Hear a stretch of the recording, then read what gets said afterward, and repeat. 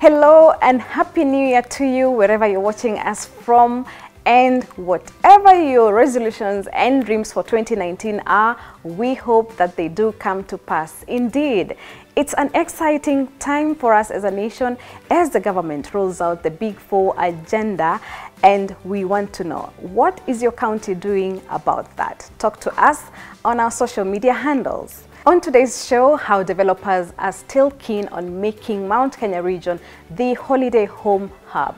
It is a growing concept that is said to be embraced by even those who are in the diaspora and are said to be making a significant contribution back home. A little later on, a smart way of growing plants in your home.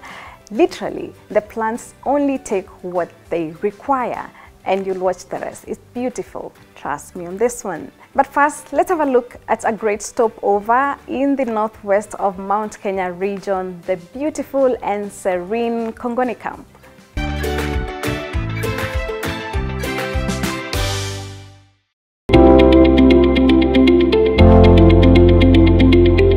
Kongoni camp is situated less than 2 kilometers from Nanyuki town, northwest of Mount Kenya, off the Meru Road. Kongoni camp has one of the most beautiful views of the mountain and is a hub for trekkers climbing the Sirimon and Barget routes, as well as a great stopover for visitors en route to and from the various game parks in the Laikipia region.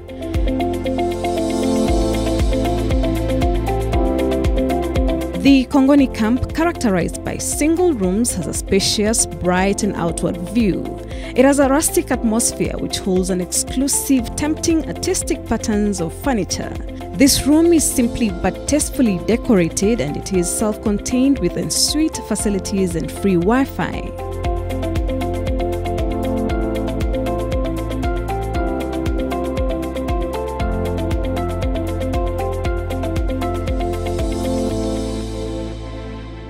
The room has a modern, fully equipped bathroom finished in top-quality ceramics and an independent entrance.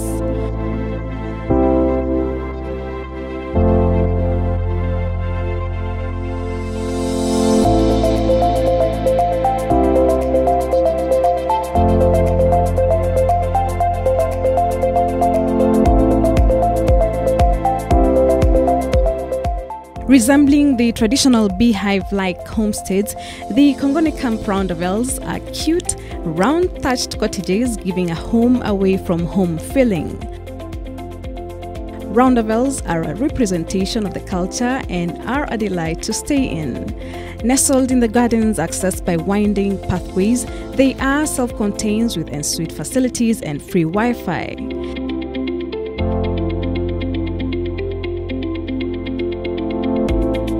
The roundabouts are a romantic treat for two, but can also accommodate a family if need be.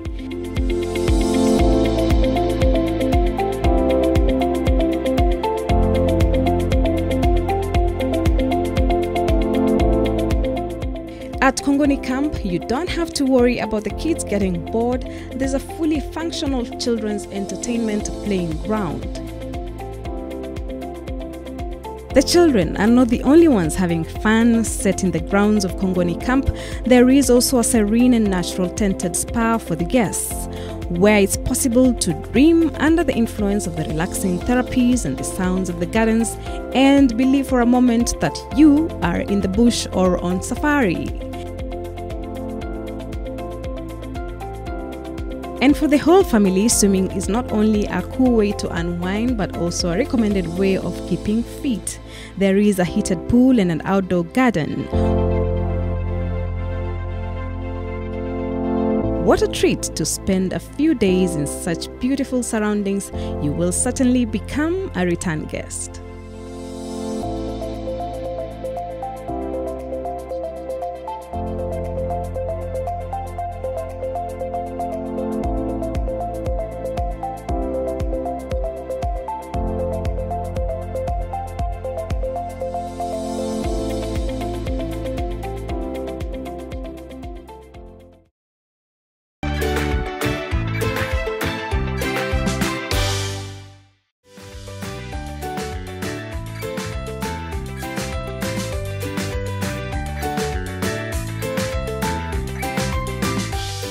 Hi guys, so today we're meeting this amazing lady who brings the outdoors indoors. Beautiful stuff, I'm telling you. The kind that you watch on television and wish that you had such plants. Yes, just that. So come, let's go and meet her.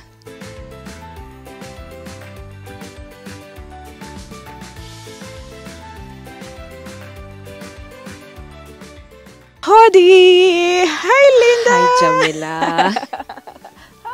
You look Very like one well. with the nature. Oh, thank you. Beautiful. Thank you for coming. Oh my goodness, you did such an amazing job. Thank you so much. When did you start? Jamila, 6 years ago, I was looking for something else to do. My husband kept telling me, you need to do something in interiors, something in that line. But I felt the field was quite saturated. So I thought, where is a gap? So I noticed there was a lot of construction, there were a lot of new renovations that were happening. And I traveled a bit and I had seen these planters. And I kept wondering, how come we don't have them here? I know, they look so neat. They are neat. They work with contemporary architecture. And over and above that, most of the ones that we have, because we bring them in from Germany, have what they call a self-watering system. Okay. So they really enhance and help in terms of maintenance. Yeah. And over and above that, they're aesthetically beautiful. So my company is called Catapult Nature. Okay. So our objective is to bring the outdoors indoors, because there are a lot of people who do landscaping, but you also want planters that can be able to enhance your space indoors. Now, our planters are able to operate both indoors and outdoors. Briefly explain to us what planters are, because we're used to, the clay pots, we're used to the plastic, pots and things like that. What we locally, find available. Yes. Kindly explain to us how different your planters are. Come, I show you what a self-watering planter does. Right. This is one. So this is a self-watering planter. This is, we bring them in from Germany. So what is different is that it has this, which is a water level indicator. Wow. Now people will normally see it and they ask, why does the plant have a thermometer? But it's not a thermometer. It looks like one. Yes, because you can see it bumps up and down. Yeah. So what happens is that for 3 months, you plant your plant, and then to allow the roots will grow down to the bottom. So after those 3 months, you have this shaft on the side. So on this shaft is where you pour water in. Okay. In doing so, it acts like it's like a floater. Okay. So this water level indicator then continues to rise, and you see there is a maximum there. So when it gets to the maximum, you know that the reservoir that holds the water at the bottom has filled up.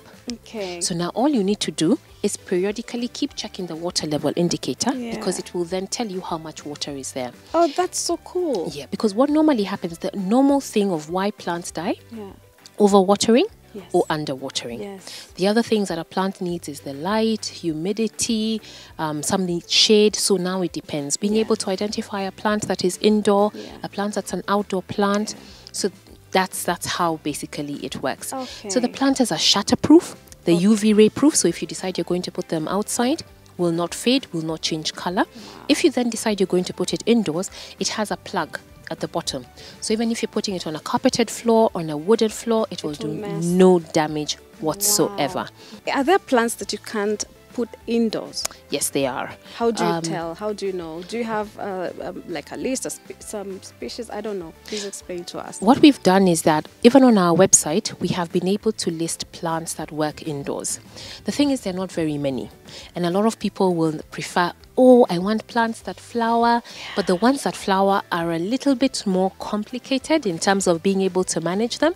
But they're there. There's the peace lily, there's the anthurium, there's the very expensive orchid that needs a lot of love and attention. But ordinarily, you will find, especially if you're a starter, looking at plants like the cast iron, like the anglonema.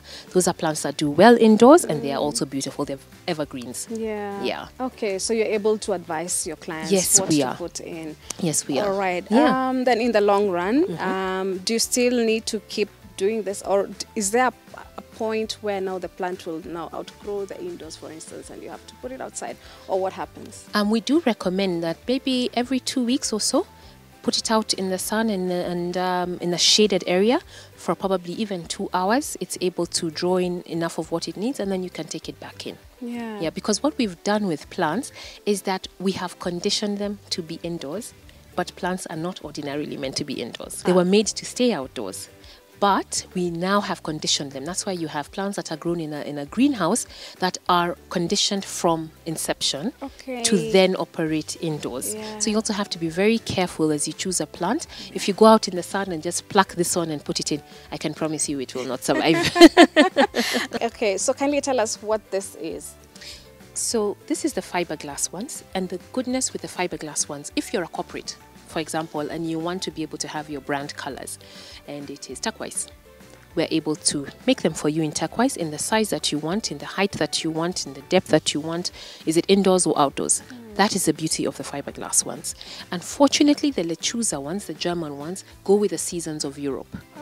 So if it is now the pastel colors that are out, or it's the bright colors that are out, we had to adhere to that, but we are able to then work with what is available. So this is locally made here? This is, we subcontract this. We have a local fabricator, so we're able to then cater for that. And it's also a bit more friendly on the pocket. Awesome. I love this. I love this so much. And thank you, Jamila. They almost look like unreal, you know? And they are very real. In fact, we get a lot of that where people come and they touch and they're like, is this real? Is this real? It is real. But you also have to love plants as well. You have to love them. But what we've also done is that we do plants maintenance for especially corporates, because a lot of some people are like, we like them, they look beautiful, but we don't want to tend them.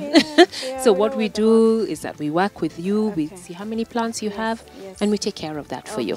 Yes. Oh, fantastic. Yes. I love this.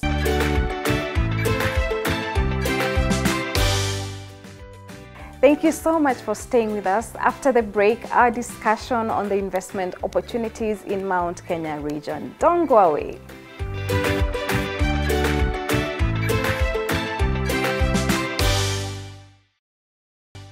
Thank you so much for joining us in our discussion today. We have taken it out of town, and because we want to understand why would anyone put their money in the Mount Kenya region. We are here in Narumoro at the Swiss International Resort, Mount Kenya.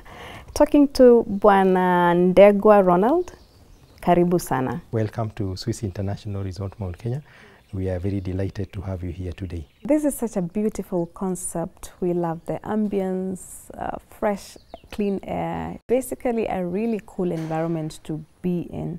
Why did you choose to invest here? Jamila, Narumoro is the undiscovered gem in our country, and being in the Mount Kenya Laikipia tourism circuit, we are very close to where anybody would want to be. If you invest here, you are within striking distance of the Aberdares, Mount Kenya, and as you know, Narumoro is the base for climbing Mount Kenya.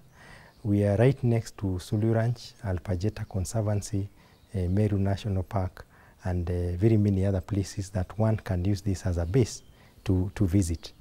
We also look at the environment and the beauty, the serenity of the area, the great weather, the great outdoor views, and this is a migration corridor for birds coming from Europe to Africa, and also a migration corridor for birds coming from the Aberdares to Meru to Mount Kenya. Wow. What about the perception that for the longest time this place was invaded or is known to have the white settlers, and that it's not, you know, open to other people? Fair comment, but I'll take you back to our forefathers who bought the ranches and from the white men and subdivided them. They were group ranches, and then they subdivided them into land buying companies. And one share of land in this neighborhood is 3 3/4 acres. So you realize that many of the neighbors are small-scale farmers, and that tells you that land is affordable. And our immediate neighborhood, although we have many ranches that surround us, is us indigenous Kenyans, and we only came here ourselves like 15 years ago, but there are those who came here in the 70s. In terms of planning, what do you think, or what would you say the county is doing? Specifically, I'll talk about Nyeri County, because we are in Nyeri County. We're also talking about Laikipia, our immediate neighbors. And what we've seen with the coming on board of the county government, they've been very, very supportive to developments of this nature, be it the maintenance of the access road, be it approvals for our drawings and designs, be it any form of support they've been very, very supportive. And we are happy that many of the decisions at the county level, be it NEMA or a county government approval, and they've been very, very supportive because they also want to attract investments in the county, and they know that they are competing with other counties. The government is talking about asking private developers to include a portion of their concepts or projects to affordable housing. Has this been part of what you're doing, or how have you incorporated that? I believe that will only be applied in future developments, and it will not be applied retroactively. But even a development of this nature, if you have a 180-room hotel and you have a golf course, you are likely to have a workforce of not less than 700, 800 people. And you have to put up the accommodation for those people. And talking about the supply chain, how have you involved the locals in your projects? We buy all our local materials from the neighborhood, be it sand, be it ballast, but in a very different way. When we started constructing the golf course, we did not have skilled labor in the neighborhood. Today, the ladies you saw mowing the greens are our greenkeepers. And ladies are very good at working on the greens because they're able to work with their back bending. The guys are the ones who mow the lawns. They are the ones who will manipulate the tractor or the green mower. So we've not only uplifted their skills, but now we are joined at the hip. They report to work every day, and we need them to keep going. What would make such a beautiful concept stall or fail to take off? Because we've seen some that, you know, they looked good on paper but never really quite successful. I think you've got to keep your promises in as far as the quality of life is concerned.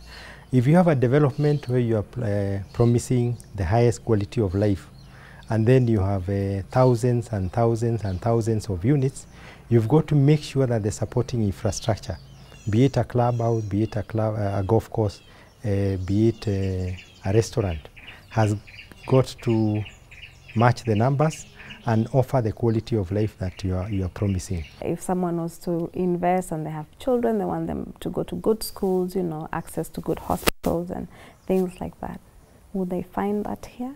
The amenities around here is the closest major town is Narumoro, but you've also got Nanyuki, where they now have a Braeburn. We've got the Cottage Hospital. We've got Nanyuki Airstrip for ease of access, and all the other developments that we talked about, and the tourism products like Aberdares, Mount Kenya National Park, Solio Ranch, Alpajeta Conservancy, Lewa Conservancy, and even Meru National Park, all within striking distance from here. The exciting thing that is coming up very close to this neighborhood is Isiolo, the future resort city of Isiolo. By road is going to be hardly 30, 45, maybe 45 minutes away from Narumoro Nanyuki area, and we expect international guests, international tourists to land in Isiolo. So we expect also as a region to benefit from tourism, tourists who land directly in Isiolo and come to enjoy the tourism products in this neighborhood. Wow, fantastic. It sounds very exciting. Thank you so much for your time. Thank you. Thank you for coming. And all the very best. Thank you for coming. All right. Cheers.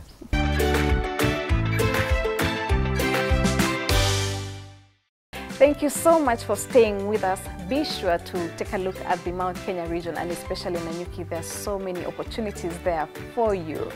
Before we go, some inspiration from a homeowner in Nyeri County. Take a look.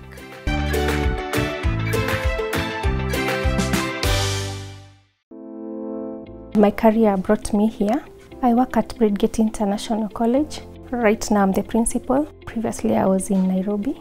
Then I thought I can try a different environment, and that is how I landed in Nyeri.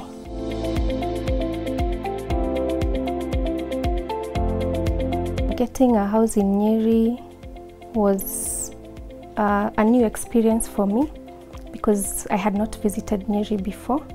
Maybe a long time when we used to come for the Girl Guides at Baden Powell, that is the Nyeri that I knew. So getting someone to look for a house and try to explain where it is, and you have no clue whether it's on the left, the right, whether it's in town or not in town, how the town looks like.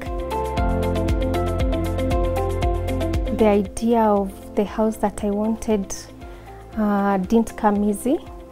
This is my third house in Nyeri. I have kids, so I need space and I need a good environment for them to be in. Somewhere I'd feel they are safe even when I'm away.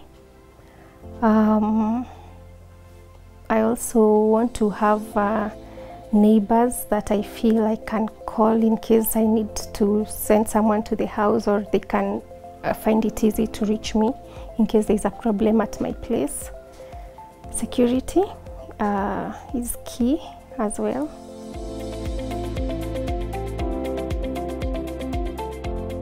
I really had to rely a lot on my new friends to guide me on which was the best school.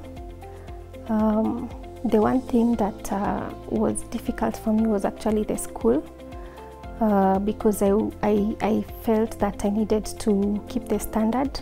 I moved from Nairobi to Nyeri, that I need to keep the standard for the children.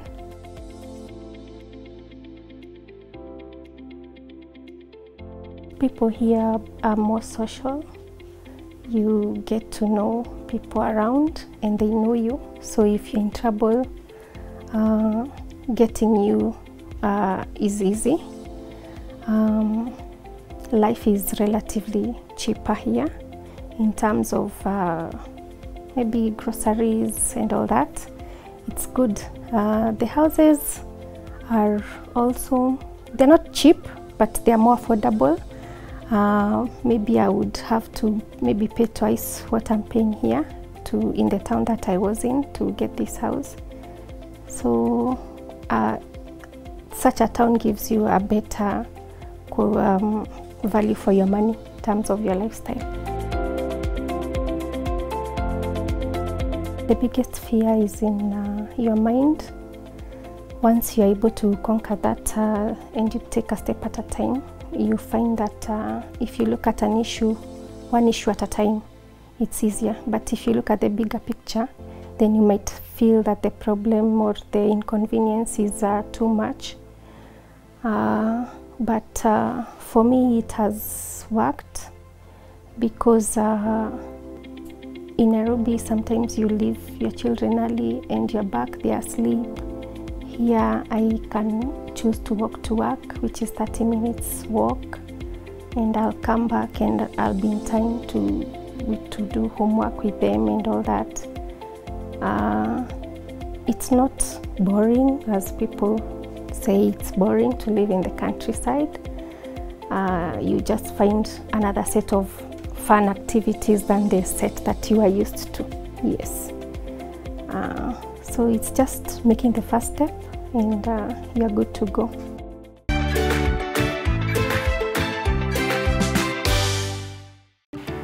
Thank you so much, Nelly, for having us in your lovely home. We sure did enjoy the hospitality of the people in Nyeri County. Remember, we asked you, what is your county government doing about affordable housing agenda? Is anything happening around that? Please become our ambassador and let us know. We would love to come and actually see for ourselves. Until next time, I've been your host, Jamila Mbogwa. Remember to talk to us on our social media handles at NTV Property Show and at Jamila Mbogwa. Asante sana.